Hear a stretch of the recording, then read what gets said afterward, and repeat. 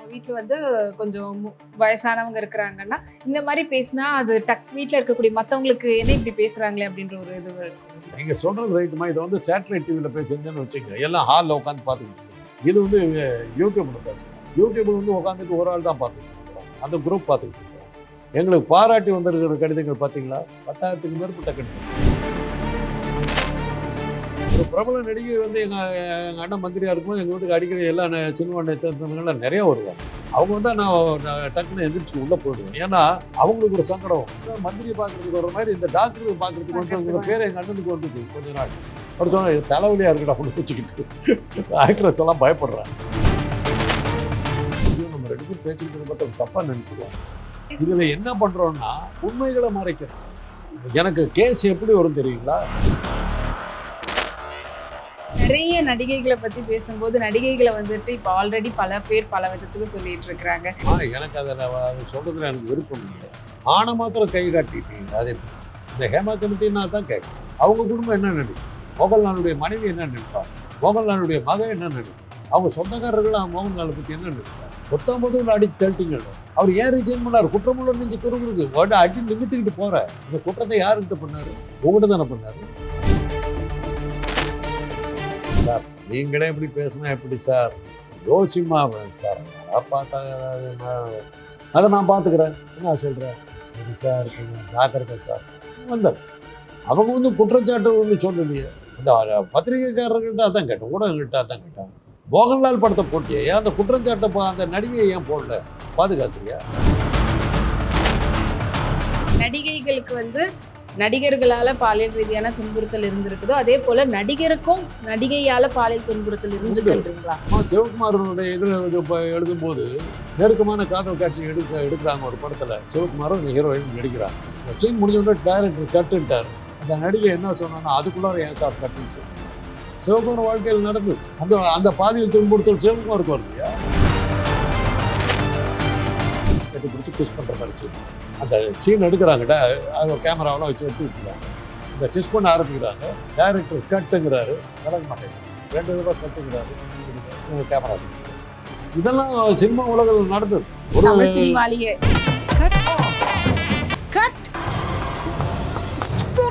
நடிக்கிறதுல இருந்து மொத்தமா அவங்க போயிடுற மாதிரி இருக்கும்ல, அவங்க கையில கண்ட்ரோல் இருந்ததுனாக்கா அந்த நேரத்தில் கண்ட்ரோலில் இருந்த நேரத்தில் போயிருக்காங்களே. இன்னைக்கு அவங்க பலவீனமாக இருந்தபோது நடந்ததுனாக்கா சரி, பலவீனமாக இருந்த நேரத்தில் மேட்ச் பண்ணிட்டா இது பண்ணிருக்காங்க. பவர்ஃபுல்லாக இருந்தது, சூப்பர் ஸ்டாராக இருந்தவங்களாம் எப்படி ஒரு கல்லூரி வாழ்க்கையில் நான் பண்ண அட்டகாசமாக கேட்டிங்கன்னா எத்தனை பொண்ணுக்கிட்ட உதவாங்களுக்கு போயிருக்கேன் தெரியுமில்ல? அவ்வளோ கூத்து அடிக்கும். பொறுப்பு இல்லாத பையன். இந்த மாதிரி நிறைய கூத்து அடிச்சுக்கிட்டு இருக்கும்போது ஒரு நாள் என்னாச்சு, ஒரு அழகான பெண், அது டேஸ்கால், ஒரு ஹோட்டல்காரருடைய மகன். அது போகும்போது அது பேரை சொல்லி, பார்க்காம போறிய, ஏண்டி இப்படி போகிற அப்படின்னு கட்டுன்னு நின்றுச்சு. நின்ன உடனே எனக்கு கை காலெலாம் அடி போச்சு. என்னால் நின்றுட்டான். போயிடலாமான்னு போகாத இருந்துச்சு. பயத்தில் அப்படியே நின்றுட்டேன். உன்னை லவ் பண்ணுறியா? இல்லை. நான் உன்னை லவ் பண்ணுறேன், ரெடியா அப்படின்ச்சு. நான் உன்னை லவ் பண்ணுறேன், வா உங்கள் அப்பா அம்மாவை கூப்பிட்டு வா, நான் இப்போ எங்கள் அப்பா அம்மாவை கூப்பிட்டு வரேன், நாளைக்கு பேசலாம், என்ன சொல்கிறேன், நான் ரெடி அப்படின்ச்சு. அன்னைக்கு கட்டு, இனிமேல் இந்த பக்கம் வர மாட்டேன். அன்னைக்கு விட்டது தான்.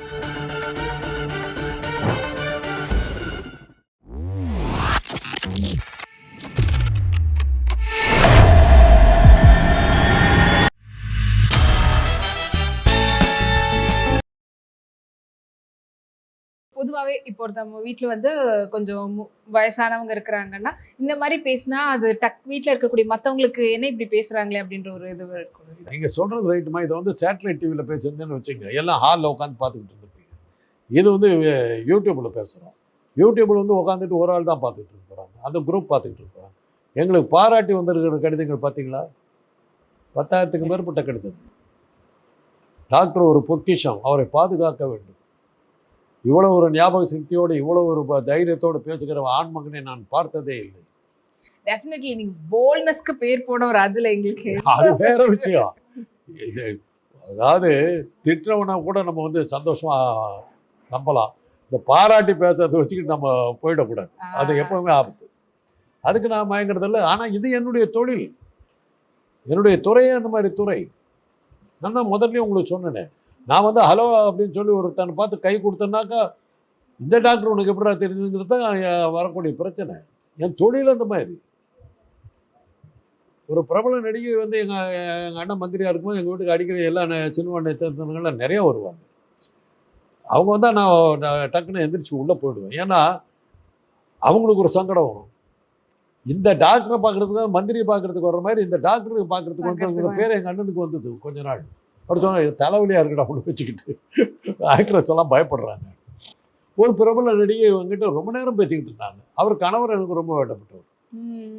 அதை இது பண்ணிட்டு போது நீங்கள் எப்படி என் ஹஸ்பண்டோட அடிக்கடி வருவாருங்க. ஆனால் அவர் ஃப்ரெண்ட்லியாக தான் வந்தார், இப்படி வரல. சொன்ன உடனே நீங்கள் எந்த பிரான்ச்சுன்னு சொன்ன உடனே அது ஒன்றும் பேசிக்கிட்டு இருந்தோம். ஐயோ நம்ம 2 பேரும் பேசிக்கிட்டது பார்த்தா தப்பாக நினச்சிருவாங்களே. இதெல்லாம் எனக்கு வரக்கூடியது. எனக்கு கேஸ் எப்படி வரும் தெரியுங்களா? பிரபலமான ஹார்ட் ஸ்பெஷலிஸ்ட்டுக்கிட்ட போவாங்க. அவர் தான் எனக்கு ரெஃபர் பண்ணுவார். அவருடைய கேஸாக தான் அவங்க போவாங்க. ஆனால் பார்க்குறது நான் பெரிய நர்சிங் அட்மிட் பண்ணிடுவார். அட்டன் பண்ணுறது நான். இதுதான் எங்களுடைய இது கோட் வேர்ட். எனக்கு என்கிட்ட டைரெக்டாக அட்மிட் ஆக மாட்டாங்க. அவங்க அட்மிட் பண்ணுவாங்க, என்னை கூப்பிட்டுருவாங்க, கூட போய் நான் வைத்தியம் பண்ணுவேன். அப்படி தான் எங்களுடைய ப்ராக்டிஸ். இல்லை நீங்கள் இதில் என்ன பண்ணுறோன்னா உண்மைகளை மறைக்கிறோம். நிறைய நடிகைகளை பற்றி பேசும்போது நடிகைகளை வந்துட்டு இப்போ ஆல்ரெடி பல பேர் பல விதத்துக்கு சொல்லிட்டு இருக்கிறாங்க. இன்னமும் வந்து அவங்க மேலே இப்படிதான் அப்படிதான்ற மாதிரி சொல்லும்போது ஒரு ஸ்ட்ரியோ டைப்குள்ளே போகிற மாதிரியே இருக்குது. எனக்கு அதை சொல்கிறதுல எனக்கு விருப்பம் இல்லை. ஆணை மாத்திரம் கை காட்டிட்டீங்களா? அது எப்படி? இந்த ஹேமா கமிட்டின்னா தான் கேட்குறேன். ஆணை மாத்திரம் வந்து குற்றவாளின்னு சொல்லிட்டு உடனே மோகன்லால் படத்தை போட்டீங்க. அவங்க குடும்பம் என்ன நினைக்கும்? மோகன்லாலுடைய மனைவி என்ன நினைப்பாங்க? மோகன்லாலுடைய மகன் என்ன நினைக்கும்? அவங்க சொந்தக்காரர்கள் மோகன்லாலை பற்றி என்ன நினைப்பாங்க? 19 அடிச்சு தள்ளிட்டீங்கல்ல. அவர் ஏன் ரிசைன் பண்ணார்? குற்றமுள்ள நெஞ்சு குறுகுறுக்கு அடி நிமித்திக்கிட்டு போகிற இந்த குற்றத்தை யாருக்கிட்ட பண்ணார்? உங்கள்கிட்ட தானே பண்ணார். அப்போ நீ யோக்கியமா? ஒரு கேள்வி தான் நான் கேட்டேன். அதுக்கு தான் இன்றைக்கி ஒரு பதில் இல்லை. முடியாதுன்னு போக வேண்டியது தானே. ஐயோ 50வது தடவையாக சொல்கிறேன் இதே உதாரணத்தை. தெருவில் ஒரு பொண்ணு போகிற கையை பிடிச்சி எடுக்கிறேன், என்ன பண்ணுவா? பாலார்னு விடுவேன். உங்கள்கிட்ட கை இல்லை, என்ன நினச்சிக்கிட்டு இருக்க? அரைஞ்சனா தெரியுது, முடிஞ்சது, சீன் ஓவர். எப்போ போகிறான், என்னம்மாங்கிறான், சார் நீங்களே இப்படி பேசுனா எப்படி சார்? ஓ கொஞ்சம் பேசுனா படியும் போட்டு யோசிமா சார், யாராவது பார்த்தாங்க அதை நான் பார்த்துக்கிறேன், என்ன சொல்கிறேன்? சரி சார் கொஞ்சம் ஜாக்கிரதை சார். வந்தார். அவங்க வந்து குற்றச்சாட்டு ஒன்றும் சொல்லலையே, அட்ஜஸ்ட் பண்ண கேட்டாருன்னு தான் சொன்னாங்க. ஹேமா கமிட்டியை அட்ஜஸ்ட் பண்ண சொல்லி கேட்டது. அட்ஜஸ்ட்னா நான் கேட்குறேன், அந்த பொண்ணு ஒத்துக்கணும், இல்லாட்டி இல்லை, அதுதானே அட்ஜஸ்ட்மெண்ட்டு. இல்லாட்டி பாலியல் பலாத்காரம் செய்தார்னு கொடுத்துருக்கலாம்ல, கொடுத்தா போலீஸ் ஸ்டேஷனுக்கு போகலாம்ல. பாலியல் பலாத்காரம் நடந்ததுக்கான ஆதாரங்களை காட்டுங்க. ரைட், இதான் நான் திருப்பி அதான் கேட்டேன். அந்த பத்திரிகைக்காரர்கள்ட்ட அதான் கேட்டேன், ஊடகங்கள்கிட்ட அதான் கேட்டேன். மோகன்லால் படத்தை போட்டியே, ஏன் அந்த குற்றச்சாட்டை அந்த நடிகையை ஏன் போடல? பாதுகாக்கிறியா? நாங்களாம் அனுபவிச்சிருக்கிறோமா? மருத்துவத்துறையில் எங்களுக்கு எவ்வளோ பிரச்சனைகள் வந்திருக்கு. நடிகைகளுக்கு வந்து நடிகர்களால் பாலியல் ரீதியான துன்புறுத்தல் இருந்திருக்குதோ அதே போல் நடிகருக்கும் நடிகையால் பாலியல் துன்புறுத்தல் இருந்துருக்குன்றீங்களா? சிவகுமாரனுடைய இதில் இது இப்போ எழுதும்போது அவர் இதில் வந்து செய்தி போட்டிருந்தாங்க. நெருக்கமான காதல் காட்சி எடுக்கிறாங்க ஒரு படத்தில். சிவகுமாரும் இந்த ஹீரோயின் நடிக்கிறாங்க. அந்த சீன் முடிஞ்சோடனே டைரக்டர் கட்டுன்ட்டார். அந்த நடிகை என்ன சொன்னான்னா, அதுக்குள்ளார ஏன் சார் கட்டுன்னு சொன்னீங்க? சிவகுமார் வாழ்க்கையில் நடந்தது. அந்த பாலியல் துன்புறுத்தல் சிவகுமாருக்கு வரும் இல்லையா? ஆனந்த் ஐலண்ட் வித் யூன்னு ஒரு படம், ஆங்கில படம், ரொம்ப பிரபலமான படம். அதில் சினிமா பற்றி படம் தான் அது. அதில் ரெகுலராக ஹீரோயினாக நடிச்சுக்கிட்டு இருந்தவளோட அந்த ஹீரோவாக இருந்தவங்க 2 பேரும் லவ் பண்ணுறாங்கன்னு நினைக்கும் போது அவனுடைய ஐடியா வேறு பக்கம் திருப்பும். இவனும் வந்து புதுசாக வந்த ஒரு கோஸ்டார்கிட்ட வந்த உடனே இவகிட்ட இருந்து இவகிட்ட விலகுவோம். அது என்ன ஆகுன்னா, அவர் கிச்சிங் சீன் எடுக்கிறாங்க, டைரக்டர் எடுக்கிறாரு. Dancing, musical film. 2 பேரும் டான்ஸ் ஆடிட்டு வந்து அப்படியே வந்து அந்த டேபிளில் சர்ன்னு இப்படி இவன் சறுக்கிட்டு வரும். டைனிங் டேபிள் மாதிரி நீள டேபிள். இவன் இப்படி சறுக்கிட்டு வரும், அவன் இப்படி சறுக்கிட்டு வரும். 2 பேரும் இப்படி வந்தவொடனே அப்படியே பிடிச்சி கட்டி பிடிச்சி கிஸ் பண்ணுற மாதிரி சீன். அந்த சீன் எடுக்கிறாங்க, அது கேமராவெல்லாம் வச்சு எடுத்துக்கிட்டு இருக்காங்க. அந்த கிஸ் பண்ண ஆரம்பிக்கிறாங்க. டைரக்டர் கட்டுங்கிறாரு, விலக மாட்டேங்கிறாங்க. 2 தடவை கட்டுங்கிறாரு, ஒன்றும் முடியல. இவங்க கேமரா எடுத்துட்டு போயிடுறாங்க. இதெல்லாம் சினிமா உலகில் நடந்தது. ஒரு தமிழ் சினிமாலேயே அதே வந்து நான் சேலத்தில் நடந்த ஒரு ஷூட்டிங்கில் மாடர்ன் தியேட்டர்ஸில் நான் போயிருந்தேன். மாடர்ன் தியேட்டர்ஸில் நடக்கிற பல விஷயங்கள் அவர் ராம் சுந்தரம் டைரக்ட் பண்ண படம் அது. அதில் கொஞ்சம் வான்ட்டு போயிட்டார். பக்கத்தில் எங்கள் வீட்டுக்கு பக்கத்தில் தான் ராம் சுந்தரம் வீடு இருக்கிற மாடர்ன் தியேட்டர்ஸ் இருக்கிற சேலம். போகும்போது நான் லீவில் இருந்தேன். வந்திருக்கியா நீ அப்படின்னு சொல்லிட்டு, கொஞ்சம் சாயந்தரம் வாங்க, கொஞ்சம் ஸ்டுடியோக்கு வந்துடுறேன், நான் வண்டி அனுப்புகிறேன். சரின்னு போனேன். ஒரு லவ் சீன் எடுத்துக்கிட்டு இருந்தாங்க. பிரபலமான நடிகர் கொஞ்சம் க்ளோஸாக பண்ணுன்னாரு இவர். இந்த பொண்ணு கவலையப்பட்டு நேரம் கிஸ் பண்ணிடுச்சு. அவரு ஏய் போ அப்படி இப்படி தள்ளிவிட்டார். ஹீரோ தள்ளிட்டோன்னே என்ன பெருசாக அழட்டிக்கிற அப்படின்ச்சு. அதனால் பார்த்த சீன் அந்த அவங்க வந்து ரொம்ப ட்ரை பண்ணாங்க அவரை கல்யாணம் பண்ணி. அவர் தெளிவாக சொல்லிட்டார், நடிக்க வந்திருக்கேன், எனக்கு வந்து குடும்பத்து பண்ணி தான் வேணாம், எனக்கு நடிகை நாக்கிட்டிக்கிறதா இல்லைன்ட்டு. அது மாதிரி எத்தனையோ கஷ்டம் பார்த்தேன். இதெல்லாம் நான் சொன்னாக்கா வந்து பண்ணியத்துக்கு விரோதின்னு சொன்னால் என்ன அர்த்தம்? என் வாழ்க்கையில் நடந்ததை சொல்கிறேன். இப்படியும் பார்த்துருக்கேன், அப்படியும் பார்த்துருக்கேன். ஸோ 2 பக்கமும் இருக்குதுன்னு சொல்றீங்க. கம்ப்ளைண்ட் யார் மேலே? ஆண் மேலே தானே கொடுத்துருக்கீங்க.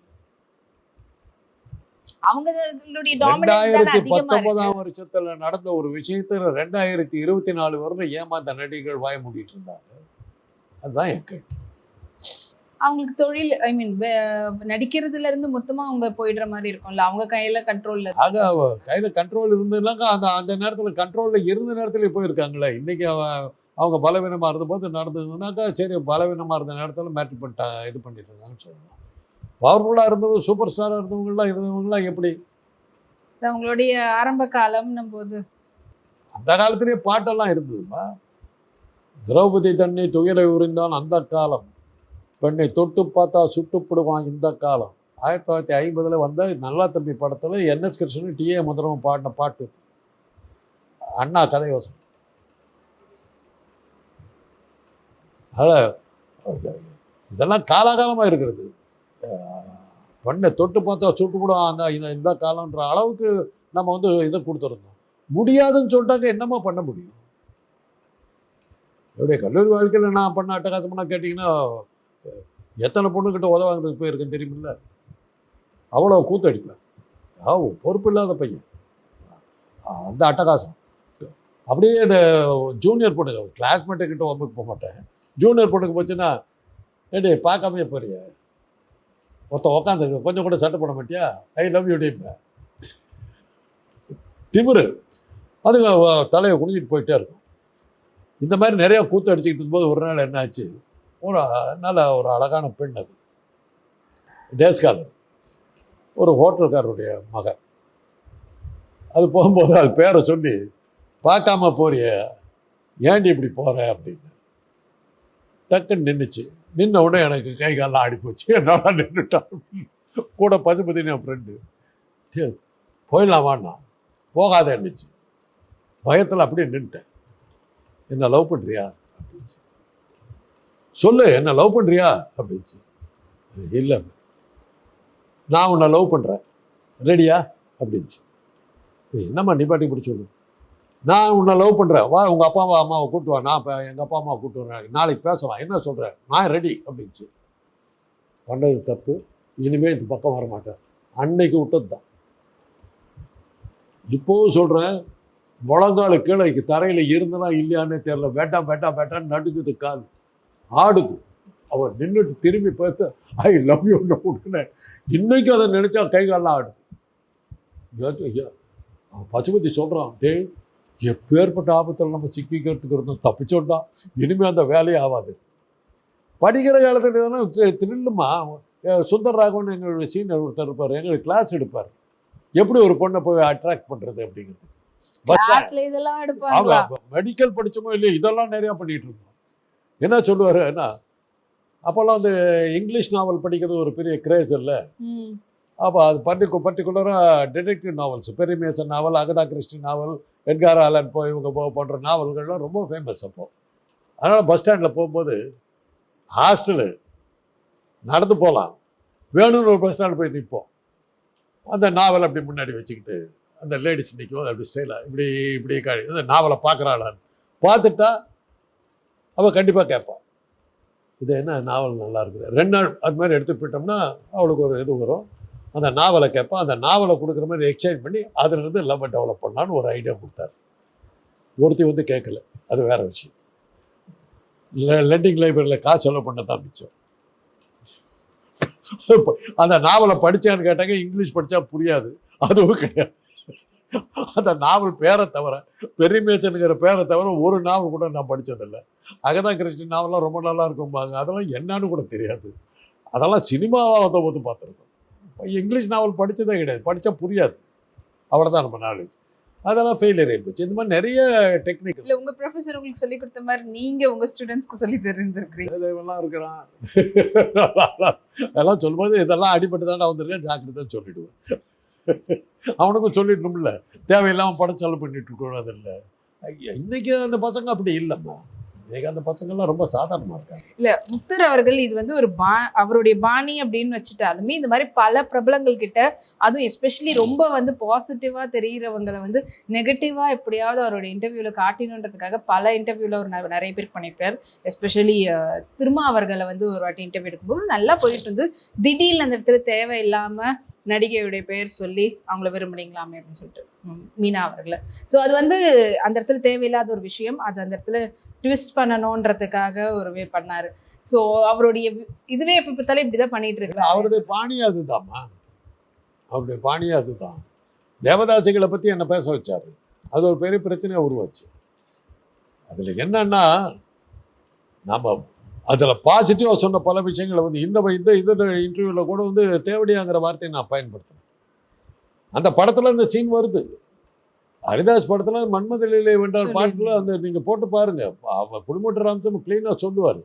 அன்னைக்கு அது கெட்ட வார்த்தை இல்லை, அதையும் நான் அதில் சொல்கிறேன். அதையெல்லாம் விட்டுட்டு நேற்று வந்து ஒரு மீடியாக்காரர் வந்து அந்த வார்த்தையை நீங்கள் பயன்படுத்துறீங்களே, அதுக்கான விளக்கத்தை கொடுத்தனே, அதையே சொல்ல மாட்டேங்கிறீங்க, என்ன அசிங்கப்படுத்தணும்னு நினைக்கிறீங்க. அதப்பா நான் ஒன்றும் இப்போ செலிப்ரிட்டி இல்லை, என்னை அசிங்கப்படுத்துறதுனால எனக்கு மான மரியாதை போச்சுங்கிற மாதிரி எனக்கு ஒன்றும் பிரச்சனையே இல்லை. நீங்கள் என்னை எவ்வளோ நாள் கேவலப்படுத்திக்கலாம், அப்படி ஒரு கேவலமான ஆளை நீங்கள் ஏங்க பேட்டி காட்டுறீங்கன்னு தான் நான் கேட்டேன். இது என்னென்னா, அன்னைக்கு தேவரடியார்கள்னு பேர், அது வந்து கடைசியில் வந்து ப்ராஸ்டியூஷனுக்கு அந்த பேர் போயிடுச்சு. அப்படி வந்தபோது தான் முத்துலட்சுமி ரெட்டி, அந்த இனத்தை சேர்ந்த முத்துலட்சுமி ரெட்டி அது வந்து போராடினாங்க, எங்களுக்கு இந்த பேர் வந்துருச்சு, அதனால் அதில் இருந்த புனிதத்தை கெடுத்துவிட்டீங்க. இறைவனுக்காக நேர்ந்து விட்டவர்களுக்கு பசங்க மாடுகளை எப்படி கோயிலுக்கு நேர்ந்து விடுற மாதிரி பெண்களை அந்த மாதிரி நேர்ந்து விட்டாங்க. அவங்க வந்து லிங்கத்துக்கு தான், லிங்கத்துக்கு முன்னாடி ஒரு கலசம் வச்சு அதுக்கு தான் தாலியை கட்டுவாங்க, அது சலங்க பூஜைன்னு பேர். அதுக்கு பிறகு அந்த கோயிலுக்கு தான் அவங்க சொந்தம், அது அவங்கள வந்து கோயில் தான் பார்த்துக்கணும். அதில் வந்து அவங்க வந்து பல சில சமயங்கள் வந்து கீப்பாக வந்து வைப்பாட்டிகளாக மாறுற கட்டாயமெல்லாம் இருந்தது. அது அந்த காலத்து இது, அது அதை அடிப்படையில் தில்லானா மோகனாம்பாள் அதுதான். அந்த படத்தை பார்த்து எவ்வளோ ரசித்து பார்த்தீங்க. இன்றைக்கி நலந்தானா பாட்டை பார்த்துட்டு எப்படி போட்டு இது பண்ணுறீங்க. இந்த மோகனாம்பாளை வந்து ஒரு உள்ளூர் மைனர் முதல்ல மிரட்டுறான், அதுக்கப்புறம் ஒரு ஜமீன்தார் மிரட்டுறான், அப்புறம் ஒரு ராஜாவை அவளை கடத்தி அவளுடைய காதல் வந்து அந்த ஜாதியில் நாங்கள் இப்படி தாண்டி இருக்கணும், நீ ஏண்டி நாத துர்தானை கட்டிக்கிட்டு பச்சை எடுக்கிறாங்கிறது தான் கதை. அதை ரசித்து இலக்கியம்னு பார்த்தீங்க. அதே காந்தராஜ் சொன்னால் காமவெறி பிடிச்சவன் இஷ்டத்துக்கு பேசலாம், நம்ம கண்ணியம் இல்லாதவன்னு சொன்னால் என்ன அர்த்தம். அந்த படத்துக்கு அவார்டு, இந்த படத்துக்கு கருவாடு. ஏன்னா நாங்கள் வந்து எங்கள் வீட்டில் இருக்கக்கூடிய ஒருத்தராக பார்க்குறோம். ஸோ அவரை வந்து இப்படி அவர் கேள்வி கேட்டு அவர் தேவையில்லாமல் நெகட்டிவாக கொண்டு வராரு அப்படின்ற ஒரு வருத்தத்தில் தான் கேட்குறோம்மா. எல்லாத்துக்கும் 2 முகங்கள் உண்டுமா, வீட்டில் ஒரு முகம், வெளியில் ஒரு முகம். என்னுடைய மனைவி என் மேலே ஆயிரக்கணக்கான சந்தேகங்கள் வச்சுருக்காங்க. எந்த மனைவியும் வந்து புருஷனை வந்து ஒரு சந்தேக கண்ணோட தான் பார்ப்பாங்க. அது எல்லாத்துக்குமே இருக்கிறது, அது ஆணுக்கு இருக்கிற பிரச்சனை. அதையும் தாண்டி தான் மனைவி கிட்ட நம்ம இருக்கிறோம். ஒரு அளவுக்கு நம்பிக்கை வேணும். 100க்கு 100ன்னு ஒரு படம் எடுத்தாங்கம்மா, ஜெய்சங்கர் நடித்த படம். கதையே இதுதான். ஒரு ஒருத்தருடைய கல்லூரி பேராசிரியர் வந்து 3 பெண்கள் லவ் பண்ணுறாங்க, அவர் திருப்பி லவ் பண்ணலன்னா அவர் மேலே அப்போ இல்லாத அவதூறை கிளப்பி விட்டு எனக்கு கெடுக்க பார்த்தாங்கிறது தான் கதை. அது மாதிரி அனுபவிச்ச பிரச்சனைகள் எனக்கு நிறைய இருக்குது. நான் மாட்டிட்டு முடிச்சிருக்கேன். காரில் போயிட்டு இருந்தேன், நாங்கள் இப்படி காரில் வர்றேன், ஆப்போசிட்டில் அந்த பெர்பெண்டிகுலராக வர கார் இப்படி வருது. அதில் என்னோட ஒர்க் பண்ணிகிட்டு இருந்த லேடி, அவங்க கொஞ்சம் பார்க்கறதுக்கு ரொம்ப அழகாக இருப்பாங்க. அங்கே ஹாய் அப்படின்ட்டு காட்டிட்டு போயிட்டாங்க. என் ஒய்ஃபும் நானும் காரில் போயிட்டுருக்கோம். அவங்க அப்பா வீட்டுக்கு தான் போயிட்டுருக்கோம். அங்கே போய் ஓன்னு அழுவ ஆரம்பிச்சிட்டாங்க. உடனே அவங்க அப்பா இல்லை, உறவுக்கார பெண்கள்லாம் இருந்தாங்க. அத்தனை பேரும் என்னை கட்டையில் அடிக்காத குறைய அடித்தாங்க. என்ன நினச்சிக்கிட்டு இருக்கிறேன் நான் என்ன பண்ண முடியும்? கூட ஒர்க் பண்ணுற ஒரு டாக்டர், அவங்க ஹாயினது ஒரு பெரிய தப்பு. அப்போ நான் மருத்துவமனையில் நான் என்னென்னலாம் இருந்தேன்னு பார்த்துருந்தாக்க என்ன பண்ணியிருப்பாங்க? இன்றைக்கி இந்த பசங்கள்லாம் இருக்காங்க. ஒரு காலம்மா, எங்கள் காலத்தில் லவ்னாக்கா பெரிய பெரிய பெரிய விஷயம் என்னன்னாக்கா, ஒரு இளநியில் 2 ஸ்ட்ரா போட்டு அந்த பக்கம் இந்த பக்கம் குடிச்சா, ஐயோ இவ்வளோ தூரத்துக்கு போயிடுச்சான். என் கூட ஒர்க் பண்ணுற ஒரு லேடி ரொம்ப அழகாக இருப்பாங்க. கேன்டீனில் உட்காந்து சாப்பிட்டுக்கிட்டு இருக்கும்போது மிக்சர் வாங்கி சாப்பிட்டுக்கிட்டு இருந்தேன். இது அவங்க உள்ள நேராக வந்தவங்க ஹாய் என்ன சாப்பிட்டுக்கிட்டு இருக்கேன்னு சொல்லிட்டு அவங்கள பக்கத்தில் உட்காந்து மிக்சர் 2 பேரும் சாப்பிட்டுக்கிட்டு இருந்தோம். அந்த லேடி டாக்டர்கிட்ட பேசணும்னு ஒவ்வொருத்தரும் நான் அலைஞ்சிக்கிட்டு இருக்கேன். அது யார்கிட்டையுமே பேசாது. ஏன்னா பிகாஸ் ஷினோஸ் ஒவ்வொருத்தரும் அப்ரோச் பண்ணுறாங்க. அதனால் கொஞ்சம் ரொம்ப ஜாக்கிரதையாக இருக்கிறப்போ என்கிட்ட வந்து உட்காந்து பேச்சுக்க மிக்சர் சாப்பிட்டுக்கிட்டு இருந்தா, எங்கள் அண்ணனும் அதே ஆஸ்பத்திரியில் ஒர்க் பண்ணுறாரு. எங்கள் அண்ணன் மறுநாள் காலையில் வீட்டுக்கு வந்துட்டார். நான் எங்கள் பெரிய அண்ணன் வீட்டில் இருக்கேன், இவர் அவங்க மாமனார் வீட்டில் இருக்கு. காலையில் வந்து உட்காந்துருக்காரு. என்னை கூப்பிட்டாரு, ஹாஸ்பிட்டலுக்கு கிளம்பிட்டு கூப்பிட்டாரு, வாடாங்க அப்படின்னா போனேன். அந்த பொண்ணு பேரை சொல்லலை. ஏன்னா காலேஜுக்கு தான் போயிட்டுருக்கிறேன், எதுக்கு போயிட்டுருக்கிறேன், ஹாஸ்பிட்டலில் என்ன பண்ணிகிட்ருக்கிற நீ அப்படின்னு. அப்போ நீ என்னதுக்கு காலங்காலையில் இங்கே வந்து இங்கே உட்காந்துக்கிட்டு இருக்கிறாரு, உன் புகழ் தான் கொடி கட்டி பறக்குதுடா. என்ன ஆச்சு அப்படின்னு. நேற்று எங்கடா இருந்தேன் அப்படின்னு. ஏன்னா டிபார்ட்மெண்ட்டில் தான் இருந்தேன். கேன்டீனுக்கு போனியா? ஆமாம் போனேன். அங்கே யார் கூட சாப்பிட்டாரு? அப்போ தான் அவன் வந்து மிக்சர் சாப்பிட்டு போனான். காலேஜே இன்றைக்கி அதான்டா பேசிக்கிட்டு இருக்கிறான். மிக்சர் சாப்பிட்டது காலேஜ்லயும். இது வந்து எங்கள் அண்ணன் நேராக வந்து எங்கள் பெரிய அண்ணன்கிட்ட சொல்லிட்டு தான் அப்புறம் என் பொண்டாட்டிக்கிட்ட போய் உன் புருஷன் அவ்வளோட சாப்பிட்டுட்டு தான் அவங்க உட்காந்து ஓன்னு அழுதுகிட்டு. இதெல்லாம் எங்கள் வாழ்க்கையில் நடந்ததுமா. இந்த ஆண் பாவத்தை யார் கேட்டீங்க? இந்த ஆண் பாவத்தை யார் கேட்டீங்க? பட்ட அவஸ்தையில் சொல்கிறேன் நான். எதுக்காக நீங்கள் வந்து விட பெரிய ஆண் அழகனாடா நீலாம் கேட்காதீங்க. அது வேற. என்ன மாதிரி ஆளுங்களுக்கு கூட ஆட்கள் வந்தது. இதெல்லாம் நாங்கள் அனுபவிச்சிருக்கிறோம். பட்ட அவஸ்தைகள். இல்ல அப்ப முக்தார் இந்த மாதிரி பேசுறது சரி அப்படின்னு அவருடைய பாணி அதுமா. அவருடைய பாணி அதுதான். அதை நீங்கள் பார்க்கக்கூடாது. என்ன கேட்டால் அது நான் இப்போ நிறைய தடவை சொல்லியிருக்கேன், ரொம்ப நாள் ஓடாது முக்தார். இது ஒரு 5-6 இதுக்கு எபிசோடுக்கு ஓடும். இதையே நீ பண்ணினாக்கா எல்லாம் சிரிக்க ஆரம்பிச்சிருவாங்க.